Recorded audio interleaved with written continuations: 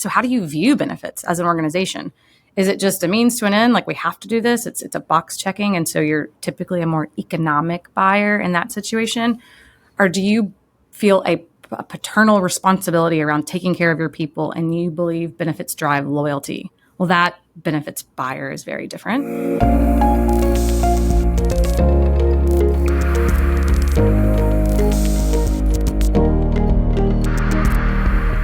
Hello, everyone. Welcome to another episode of the Healthy Savings Podcast. I'm your host, Sasha Gribov. I'm the co-founder of Milu, and we're joined today by Heather Larson, who is an SVP at Locked In, and we're so excited to have you here, Heather. How are you? Hi, Sasha. It's good to see you. I'm glad to be here. Thanks. Amazing. Well, we love kicking these off just by starting with your background, to hear you tell us about yourself, how you got into the world of healthcare and employer-sponsored healthcare, and what brought you here today. Yeah, I had probably the most typical entry into this industry. It was from scooping ice cream. So very standard entry, right? I love that. What ice cream parlor? TCBY. Okay. Was the country's best yogurt, but they also had ice cream that you could scoop. So that's amazing. I was an ice cream scooper and a family that came in. We built a relationship over ice cream, and eventually I started babysitting for the family, and then it led to employment down the road with one of the parents' companies. That's incredible. I started my career at Dairy Queen. Okay. So it wasn't scooping, it was doing the soft serve. I mean, that's a different skill, but how tall were your cones? I mean, could you go like 3 inches, 5 inches? I never dropped one, but like my first job was cleaning out the trash cans in the morning, and like that smell is with me like overnight summer in Cleveland, Ohio, which is definitely hot compared to Atlanta where you're from. Yes. Like that smell will never leave me. And never. I only got that job because I got denied for a job at Skyline Chili where I really wanted to work, but they wouldn't hire 15-and-a-half-year-olds. So, that's what started my career. So ice cream, my mom also started her career in ice cream. And I tell my kids, like, this is it's in your genes. You must scoop at some point. I love it. I think my kids would enjoy it. Although today they're little and they like video games too much. So yeah. Ice cream started it. That led to working at a small consulting brokerage firm here in Atlanta. And that's how I just learned I was a child of General Motors union benefit plans. So my idea of what healthcare costs was, if it was more than $3, it was outrageous. So I did not grow up in a normal healthcare awareness world. And then once I started working with employers, and the person I was working with had a large municipal business. So it was really fun to start by helping police and fire. And that fueled this kind of a reason for doing it. I was like, I'm taking care of the people that take care of people. So it was a very fun way to enter into an industry and see how healthcare and benefit packages in general help companies take care of those people and doing really important work in our society. That's amazing. It's funny. It's a thing that I didn't have a good understanding of at all before getting into this space, how different groups in this country have such vastly different experiences with the healthcare system. Like by job type, right? Like a lot of teachers have amazing union plans. A lot of auto workers have amazing union plans. A lot also have like the opposite. And, they face like some of the highest deductibles. And then municipal workers, I don't know, it feels to me like they kind of fall in the middle sometimes, but probably also varies by state. By state, by city, by county, just depends on the revenues of that municipality, city, county, state, and how much they can afford to provide their people. So that disparity is tough because right now, especially in law enforcement, it's so competitive to have a fully staffed police force, and they're losing people over very, very small differences in wages. So benefits are increasingly more important. They've always been important, but they're really critical in the municipal space right now. And do you work with a lot of municipalities and police and fire today, or is that kind of at the beginning? That was kind of how I started my career. It's not what I specialize in today, but it is something that really started kind of my passion for this work. Got it. And what's your focus area today? Like, who are the employers that you work with the most and spend the most time with? A lot of what I do are private equity owned companies. So they are really looking for savings opportunities within their plans. They're trying to run the most efficient benefit program in light of a very competitive workforce environment. So it's really having the best of both worlds. We need the best plans for the lowest cost. That's what most of my clients look like today. But over the course of my 20 years doing this, I've worked with every type of employer, and they all really, it's different than other types of insurance. When you think about property and casualty insurance, like floods and fires, like that's very industry specific. Humans are very similar, whether I'm on a manufacturing line or in professional services. I'm still dealing with diabetes and musculoskeletal problems and access to care. That doesn't differentiate too much across industries. I mean, there are certain uniqueness about each industry, but by and large, humans are humans, and we need to take care of them. Yeah, and you could have a catastrophic cancer case and I'm sure you do at every employer you have, Yep. right? Like Disease does not go, oh, you're in manufacturing or, oh, you're in professional services. So I love being able to I think that's why I like private equity is they own everything from manufacturing. They're making stickers to professional services to hospitals and skilled nursing. So portfolios have a lot of diversity in them, which allows me to use every part of my brain. I'm curious how that works because you must have a lot of different plans when you come in, right? These companies get bought by a private equity firm. They must have everything under the sun from like the world's craziest benefit plans to different solutions to whatever it might be. And then I'm guessing you try to come in and like bring some sense to the chaos and make it into a plan that runs well and helps employees and also is sensible for the employer. Like how does that work? How do you deal with pulling in so much different stuff? How do we harmonize? That's the word, Yeah, there it is. harmonize. Oh, there's a lack of harmony in a harmonization, oddly enough. So what we do specifically is we work with a company and all their stakeholders to develop their benefits philosophy. So how do you view benefits as an organization? Is it just a means to an end? Like we have to do this. It's a box checking. And so you're typically a more economic buyer in that situation. Or do you feel a paternal responsibility around taking care of your people and you believe benefits drive loyalty? Well, that benefits buyer is very different. So we really first we determine what's your philosophy around benefits, and that will drive the kind of the strategic direction of a harmonization. If the stakeholders have very, very disparate philosophies around those benefits, that can be need some smoothing and a 3-year strategy. We're going to have to take steps here. Step one will be let's just bring everyone together, and then how can we meet everyone's needs over time? That's something I've never thought about from where we sit, but it must be a huge part of what you have to do if you have, I'm guessing it's a head of HR and a CEO or maybe a former founder and a CFO and maybe someone else. Like if the three of them have different opinions, that's got to be kind of crazy. It can be challenging, and then it's really what you do is you step back and say, okay, what is the business trying to achieve? And if the business says we have to, a good example is around fertility benefits and the cost of fertility. It's very expensive, and it's also all over the news right now, as we know. So with fertility, if you tell me this, we can't spend any more money, but we want more women to make it to partner. Well, this is a key way to retain females that are at the top of their careers to have a robust fertility support program. So usually then the business objective will drive what the benefits might do. And then that investment might suddenly be able to happen. So really it's getting back to what are we trying to achieve as a business? Okay, well, let's move the benefit needles to support that. That makes sense. Yeah. How have you seen the industry change over the years that you've been in it? And has it? I'm sure, rising costs is a big one, but have you seen other stuff? So I started 20 years ago.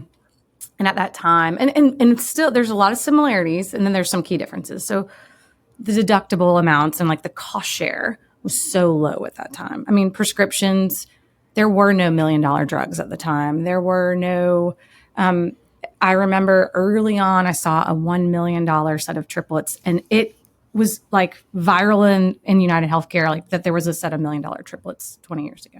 And now that would be $1 million singlet. And so I think cost increases is one thing, but employees actually having engagement in that process before was none. And then when high deductible health plans came out in 2004 and health savings accounts, and people started saying, oh, my prescription is $700 or $900, the behavior change has started to happen. I don't think as much as any of us expected, but it has started. And I think that has probably been the biggest changes, is people just having some awareness of the cost, because before they paid their $200 deductible and all was well. It's funny. I just had someone ask me yesterday, like, it feels like a very US specific thing. Like if you were to go to another country, like it doesn't really work. And I'm like, yeah, like if our healthcare system wasn't this broken, we'd have nothing to do. We'd go home. I don't know, work on the virtual reality video game or something like, but we need it. And then what you just said kind of drove that home for me, because even 10 years ago, definitely 20 years ago, probably even 10, like deductibles weren't big enough for people to have significant costs. Drugs weren't so expensive. I think the first expensive oncology drugs were in like the earlier mid 90s. I don't know where this thing's going to go, because it feels like it's just up and up and up. Yeah, it's on a scary trajectory at this point. And I think that's where there's going to have to be a bigger change that happens legislatively around how we view cost and managing just the percentage of our GDP that this can take up. But I know that technology is going to be key to this solution, because I was thinking about this the other day.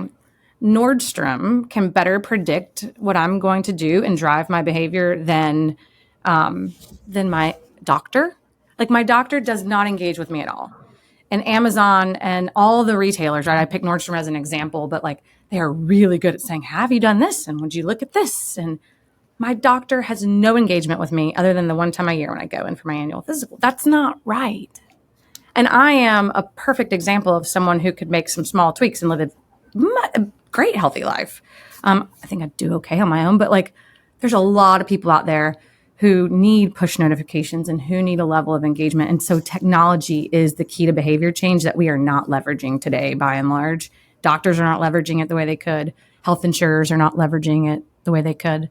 When I worked inside United Healthcare, I remember telling people, I get really passionate and fired up about this, but I would say, if Domino's can tell me when there's cheese on my pizza, how come we can't tell a member where their appeal is in the process, or where their claim, like they should be able to see where their claim is so that they're not worried if their doctor's been paid when their doctor's sending them letters. They can go in and look. They've made some minor progress in that area, but not nearly enough. So they need to, I guess, work with Domino's more. I mean, it's funny. The Domino's pizza tracker is like one of the best examples of technology. It's the gold standard of technology. It's crazy. I remember when that thing came out and when they made it like mobile friendly, you're like, oh my God, like I get it. It's fascinating. And we still call it. Insurers just don't, like United Healthcare, $300 billion company. They're not like, oh, we should tell our members where their appeals are on their life-saving drug for their child. I mean, when I had a baby who couldn't eat and all, we had just tons of eating issues with my children, and I was appealing to get drugs, and you could never tell where it was in the process. And that was so stressful as a new mother trying to feed to sustain life for a human, and they needed medicine that I was just trying to get. It's a very stressful thing. You were pounding the phone trying to figure out prior authorization. And I worked at the company. I worked in United Healthcare, and it was that hard for me. I mean, I spoke the language, and it was hard for me. The average consumer, when they engage with the healthcare system, it's overwhelming, it's broken, it's just so disjointed. And I think that's where solutions like what you all are working on to bring to market, it's so encouraging, because we need technology in such a big way to smooth out this process, which will improve the overall experience, but it will also just reduce costs. And there's just a whole mental health care component of engaging with the healthcare system that is hyper anxiety inducing. 100%. I mean, the thing that gets me is that there's no quarterback for your healthcare. And we're not going to be able to solve that. That's a broader problem. I feel like, back in the day, if you went to like the family doctor down the street, like they were kind of your quarterback, like it worked. Yeah. And maybe folks today who can afford like a concierge doctor, or maybe some of these new direct primary care options, like start filling that void. But I think that's so huge. Our small part in that is when we can connect all your records and see it come through, we get the full picture, or at least we get a more full picture than anyone else besides you as the patient have. And so we can help, and we can send you notifications, and we can make calls for you, but it's only a part of it, right? Like there's such a broader thing that needs to happen. Yeah, I agree. I think you're starting to know when the cheese is on the pizza, right? Like you all are Exactly. there. And we have to just challenge the bigger part of the system, which is our physicians and our hospitals, in conjunction with these important insurers who are processing all the claims and managing. For some of my clients, this might be $60 million that they're spending on this. It's a lot of money in a time when interest rates are high and interest payments are higher. And, cash is really important part of a process of running your business. Those insurers have got to engage in a way with platforms like Milu that are getting that member to make different decisions that can save money and improve outcomes so that the business can be healthier. Because ultimately, this is going to get to an unsustainable point. I know we've been saying that for 2 decades, truly, but it will get there. Like it keeps getting there, It's really going to get there. Like I don't want to see it in my lifetime in many ways, but in some ways I do want to see the fix, selfishly, because I know that we're not in a good spot. One of the graphs that we looked at when we were starting Milu, and I keep seeing it circulate on LinkedIn and Twitter. It's like one of those, like, the cost of healthcare and the cost of hospitals, the cost of college, like just skyrocketing. And like, I don't know, the cost of like a bag of chips. It's kind of like with inflation, and like, I don't know, the cost of buying a book or something, like dramatically dropping. But there's maybe there's a third up there that just like skyrockets, and it's health and cost of college. Yeah. So something does need to change. You're 2 things though that other countries have absolutely figured out. Totally. Like, other countries have, there are playbooks out there, and I know we're much bigger in some ways, but there are playbooks in the world that we could look at and figure out what could work in the United States. And I feel passionate about both of those things, as someone who pays a lot for both of them. No college yet, but it's looming, and I'm saving for it now. Yeah, same here. And I'm like, okay, what number am I saving towards? And does it start with a 4? Like, right. It's totally insane. I tell my boys, I'm like, maybe just be an electrician like your uncle. Or get great at baseball. Yeah. Your point about insurers and like sending personalized alerts is one I think about a lot. I've been on Blue Cross as a member. I've been on United. I've gotten great healthcare, knock on wood. But like the emails that I would get are like, we have an alert for you. Click here and put in your password. I'm like, I don't know that. I have no idea how to access that stuff. Or if I can actually read the email, then I think I've gotten one like every month for the past year, and it's a weight loss one. And like, I don't know, maybe the insurer is telling me something, and that's great, but I'm probably not like the highest target for that. And it's not that hard, right? Like Nordstrom's figured it out. Even Macy's isn't doing that well as a business, but like they send personalized notifications about stuff that you want. So I think there's huge room for improvement there. What other applications of technology are you seeing, or like what do you wish would exist? Like, do you see all of this AI stuff and say like, hey, man, I could see this having an impact in my world in a few years if it could like do this? Yeah. I think it's got to be so easy for an employee, like a member, like whether it's an employee dependent child or spouse, that they don't even know they're doing it in some ways, right? So I think that's what retailers have figured out, that you don't even know that they're steering you to higher profit margin products. You don't know that they're doing it. You're like, I really like that. We need an ecosystem that can steer members to providers' decisions that it's so easy they don't even know that they're having decisions somewhat made for them. because that's what we all need, actually. I mean, it's part of why people like Costco, right? It's like, well, there's, one thing. There's one thing. We've narrowed the market. And by the way, the buyers have done a great job. We've decided this is the best value mattress for the price. We can do that in healthcare. We can do that in prescription drugs. And people are actually starving for this information. They're out having to do this research on their own. And they don't have the market cold for them in a way to help them make good decisions unless they have someone in their lives. Like, I am the decision support for my entire extended family. I am their navigation. I am their second opinion. I'm like, I'm a doctor, everybody. But they call you because, like, you can play one on TV. I'm like, no, I can say, endocrinologist. That's about it. But there's such a hunger in the market for direction and good decisions because they're so used to it in every other facet of their life. And so you get to this facet that's the most personal. It is life-threatening when you get a cancer diagnosis. And my father has stage 4 cancer. And this just happened a few months ago. And he goes to a surgeon who says, go to this oncologist. And I'm like, whoa. Like, they're probably they are friends. They may belong to the same country club or whatever. Let's figure out if this is the right doctor for you. So I go to that appointment.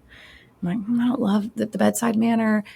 I do some research, make a few phone calls, find another oncologist. We go to a second opinion, totally different care plan, one that did not involve chemotherapy. My father's doing amazingly well. The tumors are shrinking. He's only been on immunotherapy for 2 months, and the outcome is remarkable. The first doctor that his surgeon said to go to was, let's do aggressive chemo. We're going to be aggressive. We're going to be so aggressive.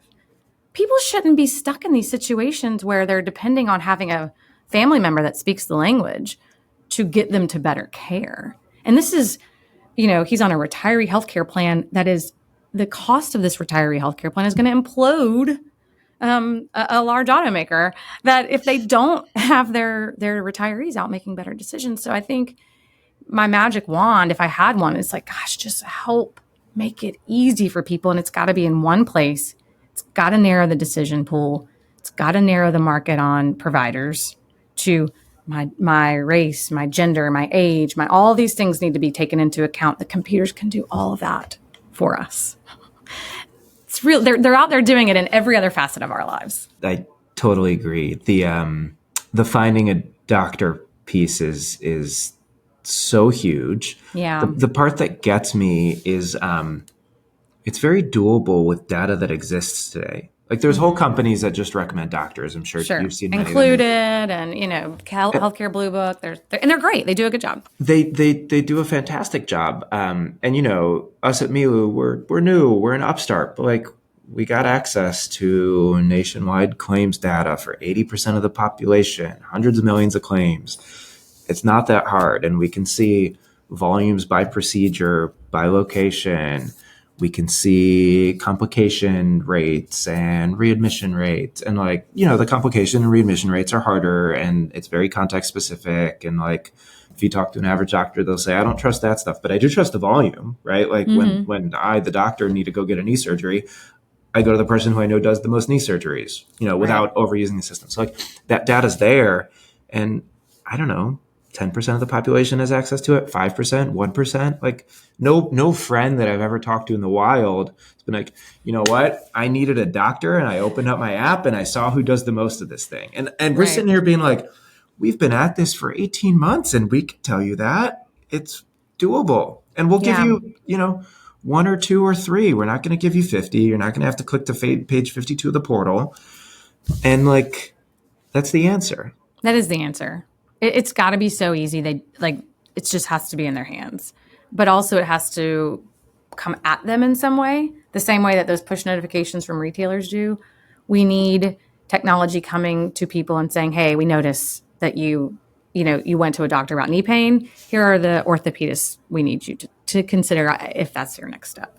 Also saying, did you know there's a yoga studio near you and stretching is important? And did you know that losing weight is it's got to go all to the second and third level parts of taking care of yourself, because sadly, we don't really do a great job of that independently on our own. We all sit in chairs all day long, a lot of us, and it's dangerous. So we need this technology to say, hey, just stretch or just, and there's so many cool point solutions when you think about the ecosystem of healthcare and how companies have developed great solutions, digital solutions like Hinge Health, but getting an employee who may even have that benefit in their program to know they have it.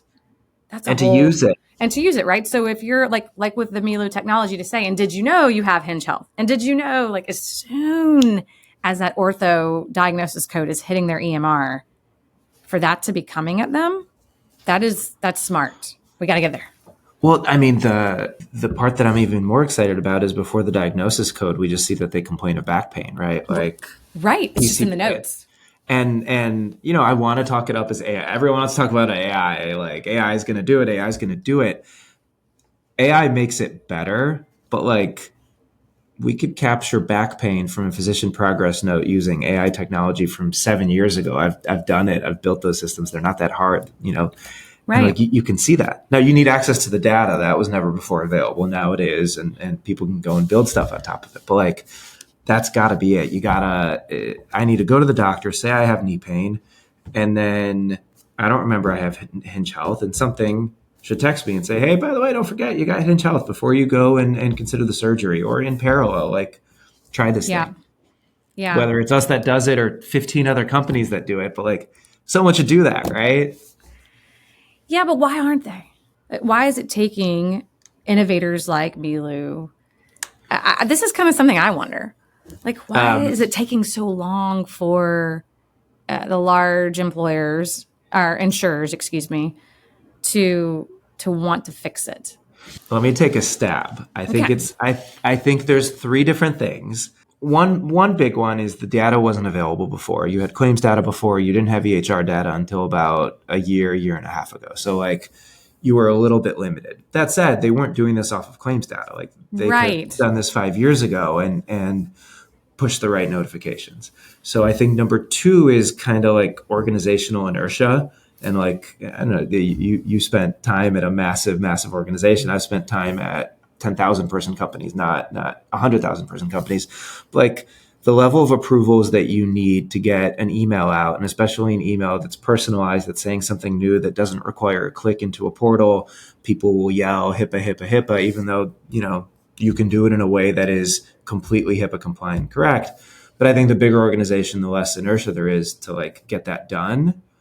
And you need someone who's saying like, no, like, I will not let anybody in this building sleep for the next month until we get like this thing out. I just think it doesn't happen at big companies where like it doesn't have to. Three, and then No, you lose. I mean, I think about it. I agree with you on the organizational inertia, right? And there's such an opportunity for innovators and disruptors to say, we can figure this out faster than you all. And so thank you for at least being brave enough to go out there and do it, because I think those of us who have lived in this industry for the last couple of decades, we're saying like, gosh, it's got to stop, right? Like, the fact that the carriers think sending an email about preventive care and you are patting yourself back on, we closed a gap in care. I'm like, Right. that is not the definition of closing a gap in care, is that you sent a letter.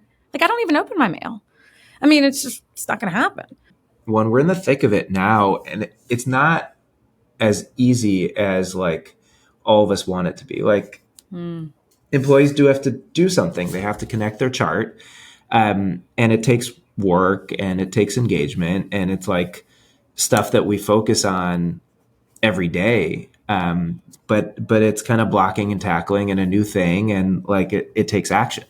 It doesn't just magically happen. So I think like that'll be the next thing. Like, we sit around and we say, what are the things that we can add to a health plan that are going to be more actively managed in some ways than just like sitting back and seeing what comes, and like, what are the changes that we can drive as a result of that. You should do a video that shows like screens side by side, that shows how long it takes them to sign into Netflix and how long it takes them to release their EMR or EHR to you. It's probably similar. I mean, Probably the especially same if they amount of time. if they like share a Netflix account with like, a sister, and then like That's what we have someone's to done. get. We have to get the people thinking. The consumers, the users of the healthcare, which is the whole country. We have to get them thinking about. They do these kind of steps every day in their lives. If I sign into Netflix or whatever I do throughout my day, go find a deal on eggs at Publix versus Kroger. We need them to engage in the same way in their healthcare. I mean, people will price. I mean, if you tell my kids I'll give them money to buy a Lego, they are going to know what it is on Amazon versus Walmart.com versus eBay. They're confused.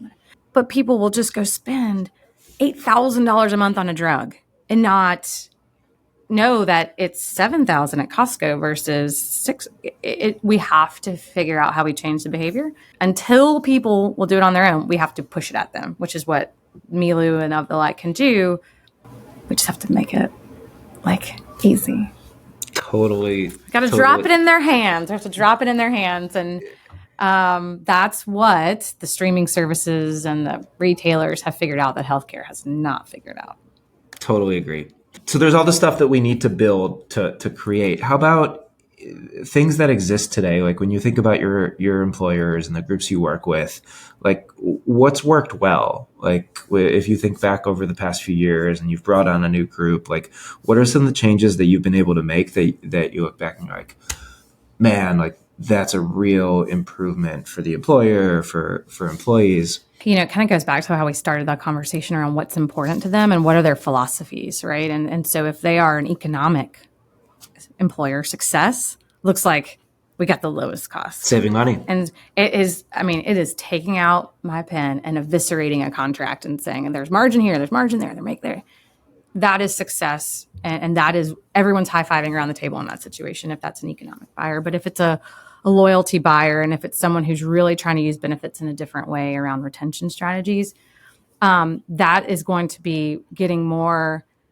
very, very focused on what groups of people are they trying to support. And so lately, those conversations have looked like fertility support, caregiver support is a big one right now. That's been very successful.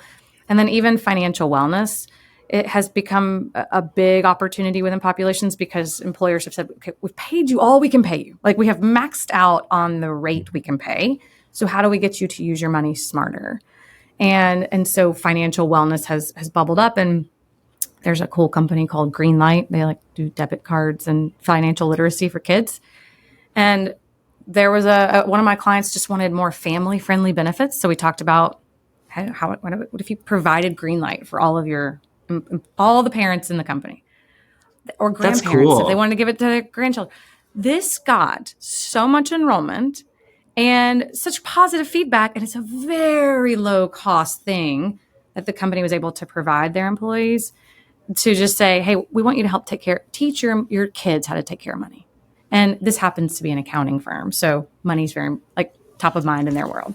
Right. So it aligned with kind of their culture and their mission around taking care of finances and money. So that was a big success for them at a low cost. So success is so different depending on the employer and what they're trying to achieve. It's going to be a digital musculoskeletal in manufacturing is often a huge win because often these employees can't afford to take off time. They're hourly, they work on a line. They're going to neglect a shoulder pain or a back pain and to the point of needing surgery. So if we can get huge results in digital physical therapy and manufacturing, high engagement, high success, high satisfaction, those are huge wins. So that's amazing. Success is such an individual word in the benefits space. So, but it should be, right? Like if I'm a company, I want to work with someone who's going to come in and say like, hey, what actually matters for you, right? I'm not going to go pitch the same solution to everyone. We're very focused on helping people save money in healthcare, right? But I've talked to countless employers, but that's just not their priority. And in the early days, I'd be like, well, why isn't it? Like it's money, money's great. But like, it shouldn't be for, I don't know, so some tech company that's growing 3x every year and retain the best engineers. Like they're going to pay 90% of premiums and be happy to keep doing it. And like, that's the right decision for their business. And I get it. And they might need financial literacy for kids, like that sounds really cool. What they did, a technology company that I work with brought in on-site mental health, and they had a waiting list for on-site therapy. And then their turnover rate in their general population versus the population in on-site care was 15% lower in those getting on-site mental health care. That's So crazy. significantly lower turnover in that population. And then we saw a decrease in their anxiety meds in the population. We saw a decrease in depression because we can do a cohort analysis of those getting on-site therapy versus those not getting on-site therapy. And the population getting on-site therapy, we saw a drop in drug spend and then an increase in retention. It was the most beautiful success story of figuring out exactly what a group of people needed. And that is where that is where benefits does get specific, right? Like humans are humans, but when it comes to like how do we really target what this particular group needs? That's where it can get very personal and very fun and super gratifying when you can. I mean, that's life-changing when someone previously either couldn't get physical therapy or couldn't get mental health because of just time. Time is so valuable to all of us, and we don't have enough of it.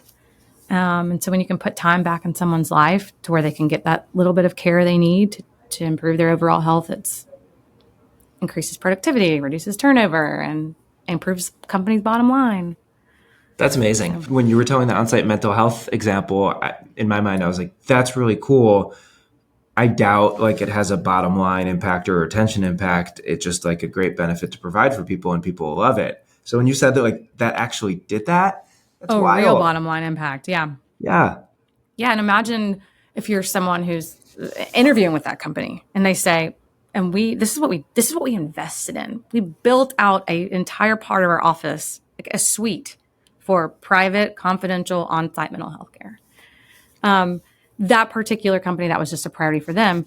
Other clients, we have 2 clients going through on-site clinic build out right now because their employees needed on-site just physician care. There's some really cool stuff that Evernorth, which is a division of Cigna's, doing around virtual physician, but on-site nurse. So you'll see a nurse in person, but the doctor's on the iPad. So there's a lot of ways that technology is, improving things, but also there's just still the value of that just face-to-face care. So it's taking the best of all those worlds and blending them together for your people and making this kind of beautiful buffet of care, but doing it in a way that's very affordable. And I mean, kind of coming back to what Milo just, people know what they have, because you can make all these investments and you can have all these benefits. And if people don't know, we look at click data around benefit education. Oh, this would just astound you. The average amount of time, every company puts together these beautiful benefit guides. There are graphics and there's all this stuff. We look at all the click data on these. The average amount of time, we've just met with all of our January 1 clients over the past 4 to 6 weeks, 1.5 minutes. That's right, 90 seconds. Click, click, click, click, click. What page are they looking at? How much does it cost? 90 seconds around a package that the employer is investing on average $15,000 per person. $15,000 package, 90 seconds. So we have a huge disconnect on the investment the employers are making and the employees' responsibility to engage and understand what they have. And this has been going on. We just haven't been measuring it. We have been measuring it, but by and large, society has not been measuring how people, what do they know? So you have to then create an intervention that's going to say, I know you didn't read that. We know you did not retain any of that information. We had telemedicine on page 7 and nobody looked at page 7, right? So how do we then constantly make sure they know what benefits they have? We're steering them to the right care at the right time, at the right price. And that's where technology has to intervene, because humans are not going to do it on their own at this point. I've seen, some of these slides from some of the larger employers who will have like a slide with like 35 logos of different point solutions that their employees have access to. By the way, the logos are all beautiful. They are very well made. And I look at that and I'm like, wow, like if you work at one of those companies, like you have access to a ton of stuff. And there's no chance that you ever remember any one of those things, with the except, like, let's put like fertility aside, because if you're someone who needs it, like, that's there. Like there's no engagement problem on that. But everything else, no chance. You don't, if you go to the open enrollment meeting, you don't remember it, and you probably skipped it to like go do work because, that's what you get paid for. So something needs to be there to ping people about it. Yeah, we need it. And then we got to measure it. And we have to measure what was our engagement before and what was our engagement after, because there's so much value in looking at data. When we look at the click data on how long people are engaging with digital education, and we see the numbers are so low. I mean, we sat at the table today with a client and I said, your partners at this firm, they spent 0 seconds looking at this information, and they spend a lot of money on this, right? They are the most financially invested in this, because when partners, they pay the whole cost. How can we educate them different? And she said, 1 page. It's got to be 1 page. If we can't tell them in 1 page, they will not. I'm like, noted. So there's going to be a great 1-pager as a result. And then let's see how much time they spend on, And we will measure it, because it will all if you can't measure it, if my husband cleaned out the dishwasher and I never saw it, did he actually do it? This is the part that often employers fail to go back and measure the clicks and the digital engagement and the education. So they say, oh, we did it. We made a pretty guide. Woo, we made a pretty guide. Or we held meetings. We held meetings. We provided a video. But how long do people watch the video? What parts of the video did they even watch? Like, are they watching minute 2 and only minute 2? Or did we get them to minute 4? Because actually minute 4, we've lost them. You have about 2.5 minutes maximum. No one's actually going to listen to this late in the podcast. We've lost them at this point. Unless we make this the 1-pager, right?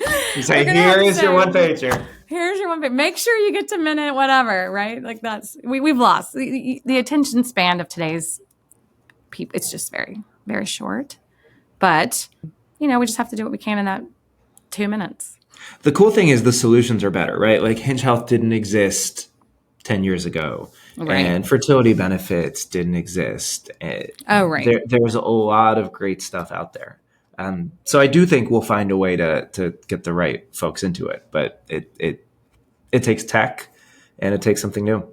Well, Heather, this has been awesome. Thank you for coming on the podcast. Yeah. We're excited to keep these conversations going and hopefully have you on for a future episode where we'll have more great stuff to talk about.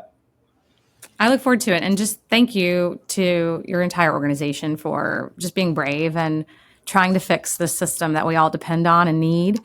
And it's such an important part of the fabric of our economy. So thank you for the work you're doing. Amazing. Great to see you. Thanks for listening to Healthy Savings by Milu Health. If you would like more information about any of the topics you have heard today, we would love for you to get in contact with us. Find us on the web at miluhealth.com.